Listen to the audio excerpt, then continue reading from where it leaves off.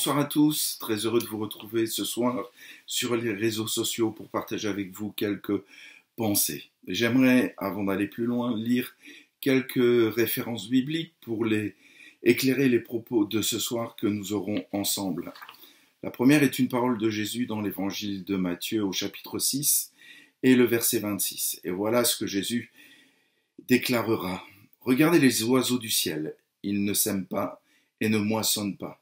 Ils n'amassent rien dans des greniers, et votre Père céleste les nourrit. Ne valez-vous pas beaucoup plus qu'eux? Une deuxième parole de Jésus dans l'évangile de Jean, au chapitre 15, les versets 16 à 17. Ce n'est pas vous qui m'avez choisi, mais c'est moi qui vous ai choisi. Et je vous ai établi afin que vous alliez, et que vous portiez du fruit, et que votre fruit demeure. Alors ce que vous demanderez au Père en mon nom, il vous le donnera. Ce que je vous commande, c'est de vous aimer les uns les autres. Nous ferons encore deux lectures, deux textes de l'apôtre Paul. La première dans la première épître aux Corinthiens au chapitre 6 et le verset 20. Car vous avez été rachetés à un grand prix. Rendez donc gloire à Dieu dans votre corps et dans votre esprit qui appartiennent à Dieu. Et la deuxième, toujours dans la première aux Corinthiens, au chapitre 7 et le verset 23, vous avez été rachetés à un grand prix. Ne devenez pas esclaves des hommes. Ces quatre textes ont un point commun ensemble et ces points communs, j'aimerais en parler un petit peu avec vous ce soir, c'est la notion de valeur et de prix. Nous avons tous dans nos souvenirs des expériences d'enfance assez traumatisantes dans la cour de récréation.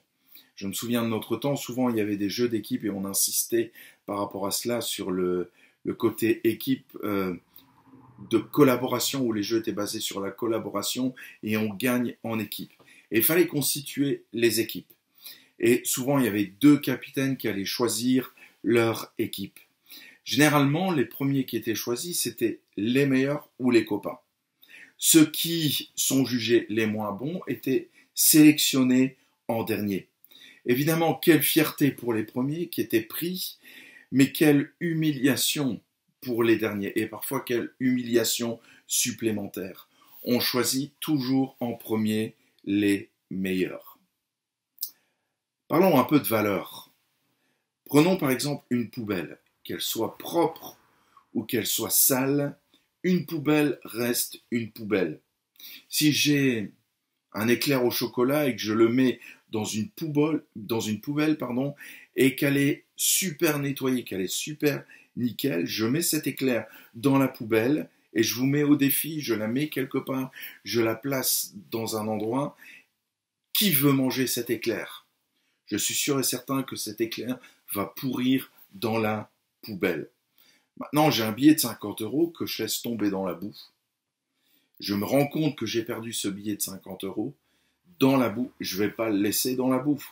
Même s'il est plein de boue, même s'il est dégoulinant d'eau et de boue, je vais le ramasser, je vais le nettoyer parce qu'il reste un billet de 50 €. Et je ne pense pas que quelqu'un qui perd un billet de 50 € dans la boue va le laisser dans la boue. Il va le ramasser parce que, propre ou sale, ce billet a une valeur de 50 €. Nous vivons dans une société où tout a de la valeur. Tout est marqué par la notion de choix et de valeur. Vous choisissez vos produits, vous choisissez vos magasins où vous allez acheter vos produits que vous jugez corrects ou non. On milite pour que le citoyen garde ce pouvoir de choisir. L'économie, le libéralisme vous fait croire que vous avez le pouvoir de choisir. La démocratie, c'est le pouvoir de choisir aussi ceux qui nous représenteront ou défendront nos valeurs. Finalement, notre société est basée aussi sur le choix. Nous pouvons faire également les frais de nos choix. Mauvais choix d'un conjoint, le choix de l'employeur, le choix d'un travail, le choix dans des relations, choix dans les amitiés. Quant à la valeur, le prix, point d'interrogation. Si vous achetez un produit et que le prix n'est pas indiqué, la première chose que vous allez faire, c'est de trouver un vendeur ou s'il y a juste le code barre et qu'il y a une machine pour scanner le code barre, vous allez scanner le code barre pour savoir quelle est la valeur de ce prix. On veut savoir, on veut connaître le prix de ce que nous achetons. On ne signe pas non plus un contrat de travail sans connaître le salaire. Ou alors vous êtes fou. Signer un contrat de travail sans savoir ce que l'on va gagner, c'est de la pure folie. Nous allons nous engager aussi si le salaire nous convient. Tout a une valeur, tout a un prix. Et malheureusement, dans notre société, même les êtres humains, qu'on le veuille ou non, ont un prix. Regardons les footballeurs, les artistes, les cerveaux. Finalement, est-ce que notre société n'a pas fait de l'humanité, sous une certaine forme, donc, un esclavage moderne? Finalement, ne sommes-nous pas des esclaves modernes, même si on nous fait croire que nous avons le choix? Dans notre société, il y a donc des objets de grande valeur et choisis, et d'autres moins, d'autres qui auront beaucoup moins de valeur. C'est un constat. Il y a des sociétés qui ont voulu gommer cela, qui ont voulu gommer les différences et que tout soit sur le même pied d'égalité. C'est entre autres le communisme. Le communisme, ce système politique a voulu gommer les inégalités.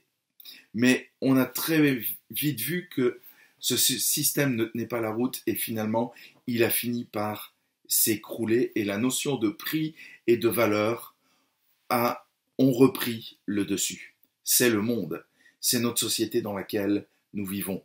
Notre société, notre culture et nos valeurs, c'est notre société. Quand c'est en notre faveur, tout va bien.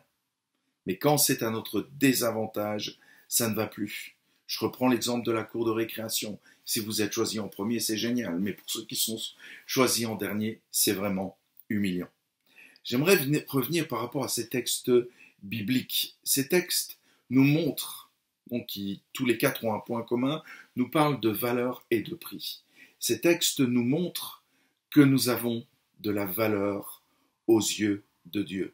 Le premier verset nous dit « Vous valez bien plus que ». Si Dieu prend soin de ses créatures, à plus forte raison, il prend soin de l'humanité. Si Dieu s'occupe de sa création, infime soit-elle au regard humain, à plus forte raison prendra-t-il soin de nous, car nous avons une valeur inestimable pour Dieu. Pourquoi ? Nous avons été créés pour être en relation avec Dieu, en connexion avec lui. C'était le plan de Dieu dès le départ. Dieu venait dans le jardin d'Éden, ce jardin du point de départ de l'histoire de l'humanité, et rencontrait directement Adam et Ève, l'homme et la femme. Il y avait une connexion qui était faite avec Dieu directement. C'était un privilège. On a de la valeur, une valeur énorme pour Dieu. Comme j'ai de la valeur, j'ai l'assurance que Dieu s'occupe de moi. Quelqu'un de sensé, qui sait qu'un objet ou quelque chose a de la valeur, ne va pas le laisser se dégrader. Il va s'en occuper, il va prendre soin, il va l'entretenir. Si je sais que j'ai de la valeur pour Dieu, et comme j'ai de la valeur pour Dieu, j'ai l'assurance que Dieu s'occupe de moi. Il ne m'abandonne pas. Il ne se démoralise pas face à mes échecs. Il veut participer à ma vie et veut me guider dans les choix. Dans la détresse ou le deuil, il est présent. Il participe à mes joies, à mes réussites, à mes échecs. Pourquoi ? Parce que j'ai de la valeur à ses yeux. Vous devez être sûrs, mes amis, ce soir, que vous avez de la valeur aux yeux de Dieu. Peut-être que vous avez été humilié, peut-être qu'il y a des souvenirs d'enfance ou d'adolescence, de jeunesse qui vous poursuivent, où vous avez été malmené, où finalement vous avez perdu de l'estime vis-à-vis de vous-même.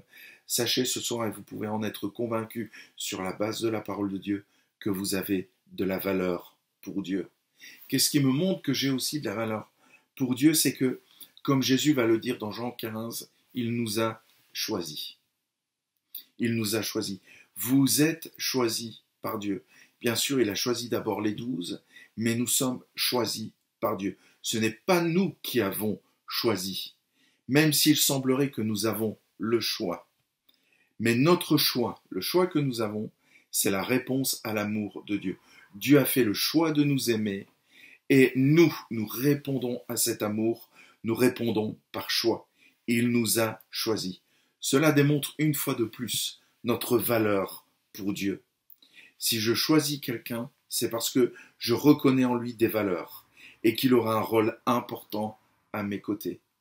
Nous travaillons en équipe, vous le savez très bien, et les personnes qui sont à mes côtés ont de la valeur à mes yeux. Je sais ce qu'elles valent, je connais leur potentiel, je connais leur amour pour Dieu et leur amour pour les autres, et ils ont de la valeur. Vous êtes choisis par Dieu, parce que nous sommes sa création. Nous avons de la valeur, et qu'il voit le fruit que nous allons porter. Il nous choisit, et il nous appelle à porter du fruit. Cela veut dire que nous allons être investis dans son œuvre et avoir un impact. Le service de Dieu n'est pas réservé qu'aux pasteurs, qu'aux ministères, qu'à ceux qui sont qu'à la tête de l'Église, mais tous nous sommes appelés à servir. Dieu nous choisit avec nos talents, avec nos dons qu'il nous donne pour servir. Je ne suis pas appelé à être spectateur. Dieu ne nous choisit pas pour être spectateur. Dieu nous choisit pour être acteur à son service. Même dans ces moments, vous pouvez être utile entre les mains de Dieu pour bénir, pour encourager, pour exhorter. Donc il nous choisit pour accomplir sa volonté. Et c'est alors, comme Jésus le dit, qu'il exaucera aussi nos prières. L'un des aspects du fruit, c'est l'amour. On est appelé à s'aimer les uns les autres. Jean 15, 17. Nous sommes appelés à nous aimer. Pourquoi ? Pourquoi nous sommes appelés à nous aimer ? Si pour Dieu nous avons tous de la valeur, entre nous, nous devons nous témoigner de l'amour, preuve de la reconnaissance de la valeur aux yeux de Dieu. Qui suis-je pour dédaigner quelqu'un ? Si je sais que cette personne, comme tous les êtres humains, sont aimés par Dieu, ont de la valeur pour Dieu, qui suis-je pour la dédaigner ? Suis-je plus grand que Dieu pour avoir du mépris pour quelqu'un ? Je ne suis pas plus grand que Dieu, certainement pas. Nous ne sommes pas au-dessus de Dieu. Si Dieu aime tout être humain, si tout être humain a de la valeur aux yeux de Dieu, alors tout être humain doit avoir de la valeur pour chacun de nous et pour moi-même, pour lui témoigner donc de l'amour. Quels sont nos fruits ? Quels sont les fruits que vous portez ? S'il nous a choisis, il nous appelle à porter du fruit. L'un des tout premiers fruits, bien sûr, c'est l'être. Je suis appelé à être. Et je suis appelé aussi à faire quelque part. Comment es-tu ? Et que fais-tu ? Que fais-tu pour Dieu ? Est-ce que vous priez, que vous demandez « Seigneur, qu'est-ce que tu veux que je fasse ?» Est-ce que vous prenez du temps pour dire à Dieu « Qu'est-ce que tu veux que je fasse ?» Au-delà de vos talents, au-delà de ce que vous aimez faire, vous priez, vous demandez « Seigneur, qu'est-ce que tu veux que je fasse pour toi ?» Êtes-vous prêt à obéir ? Est-ce que je suis prêt à obéir ? Est-ce que nous sommes prêts ensemble à obéir ? L'être et le faire sont intimement liés. Souvent, des personnes vont dissocier en disant « Mais moi je suis ». Dieu nous appelle d'abord à être. Et certains se focalisent sur l'être. D'autres, et souvent les hommes, parce que nous trouvons notre valeur dans le faire, vont être plus focalisés sur le faire. Et on va faire, et on va faire, et encore faire pour Dieu. Il y a un équilibre entre les deux, entre être pour Dieu et faire pour Dieu. Lorsque j'ai compris que j'ai été choisi par Dieu, lorsque j'ai compris que j'ai de la valeur pour Dieu, alors je suis investi et j'accomplis sa volonté. Finalement, être humble, c'est faire la volonté de Dieu, c'est accepter la volonté de Dieu. Puis, troisième pensée que j'aimerais développer avec vous, c'est celle de l'apôtre Paul, et qui nous montre que nous avons de la valeur pour Dieu, c'est que nous avons été rachetés à un grand prix, pas n'importe quel prix. Quand Paul parle de rachat dans sa pensée, dans ses textes, il a en vision plusieurs choses. Il veut partager plusieurs choses. Mais l'une d'entre elles, c'est sa vision du marché d'esclaves. Dans toutes les villes importantes de l'Empire romain, il y avait des marchés aux esclaves dont on ne sortait pas. C'était impossible de sortir de la spirale de l'esclavage, ni même sa famille. À moins d'être affranchi, à moins que le maître nous affranchissait, c'est-à-dire qu'il nous déclarait libres.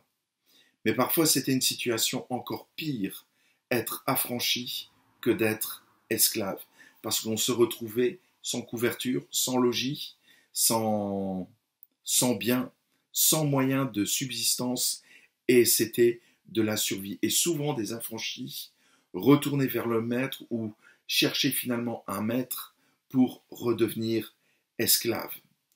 L'œuvre de Dieu, c'est de nous sortir de ce marché d'esclaves. Paul est clair, nous étions esclaves. Nous le sommes peut-être toujours, esclaves du péché et de ses conséquences. Paul déclare, vous êtes rachetés à un grand prix, plus esclaves, plus libres. Mais pour cela, il a fallu payer le prix. Il a fallu payer le prix. Les esclaves s'achetaient, et si l'esclave ne convenait pas, était revendu, sans vergogne et sans souci. Ce n'était pas du tout un problème pour le maître. Ils étaient monnayés. Dieu nous a rachetés, nous a sortis de ce marché, et il a payé le prix fort. Il a payé le prix le plus élevé. Le prix fort, c'est Jésus. Sa venue sur terre, son œuvre, son enseignement, mais surtout sa mort sur la croix et le tombeau vide me montrent le prix payé pour que je sois libre aujourd'hui et enfant de Dieu. Un grand prix me montre la valeur que j'ai pour Dieu. La croix me montre la valeur que nous avons pour lui, l'importance que nous avons pour lui. Tout l'enseignement et l'œuvre de Jésus nous montrent l'importance que j'ai pour son Père. Je reviens à mes deux images, l'histoire de la poubelle et du billet de banque que j'aurais pu remplacer par un autre objet de grande valeur.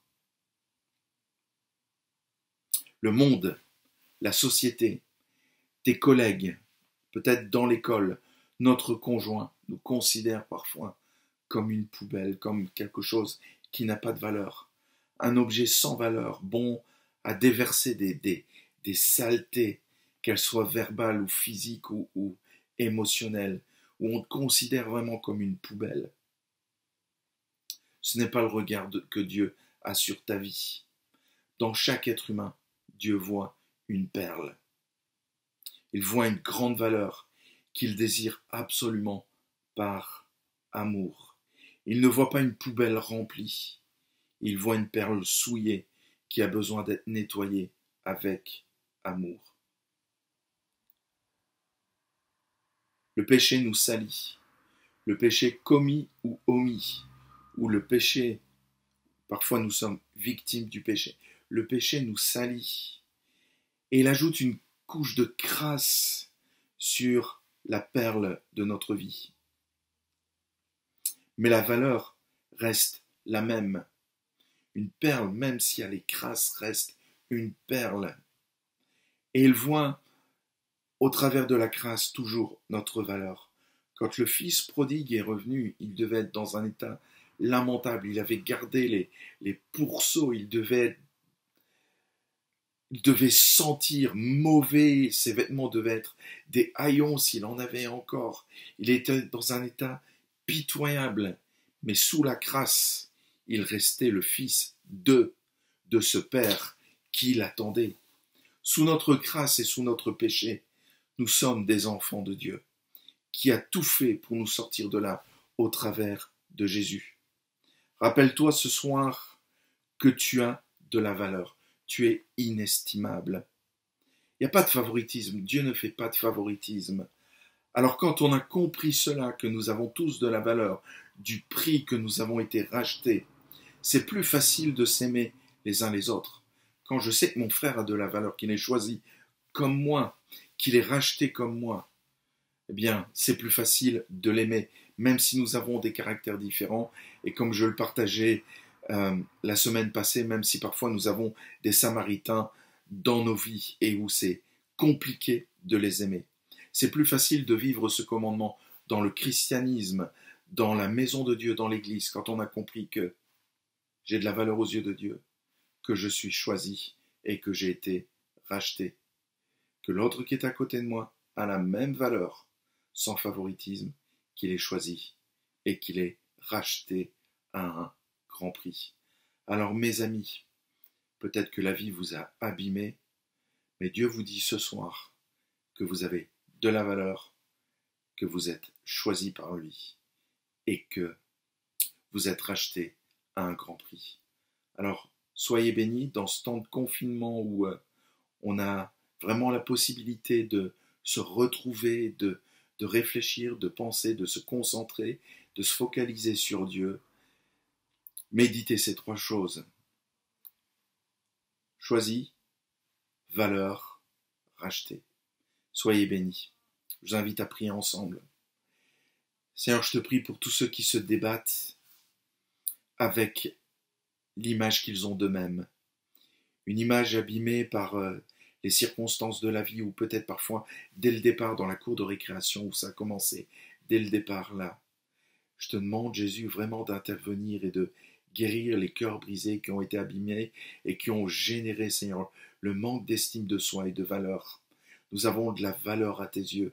Nous sommes choisis par toi et tu nous as rachetés à un grand prix. Merci Seigneur parce que tu nous as prouvé tout cela. Tu ne l'as pas simplement dit, mais tu l'as prouvé physiquement au travers de ta vie. Alors je te prie pour tous ceux qui se débattent avec cela au quotidien. Que ta parole, par ton esprit, vienne changer les émotions, vienne changer le cours de l'histoire. On ne peut pas réécrire l'histoire, mais on peut écrire une nouvelle page avec toi lorsqu'on réalise que tu viens pour guérir les cœurs brisés, ceux qui ont été abîmés par la vie. Et c'est ce que tu fais. Et c'est ce que tu peux faire maintenant, dans ces instants. Seigneur, je veux vraiment bénir chacun, que ta grâce soit sur eux, dans la compréhension de ta parole et du projet que tu as pour chacune de nos vies. Amen. Je vous laisse avec ce chant de Samuel Olivier. Abba Père, Dieu est un Père pour nous, et il a tout fait pour nous démontrer qu'il est un Père qui aime et qu'il a des projets de paix et de bonheur pour chacun de nous. Soyez bénis.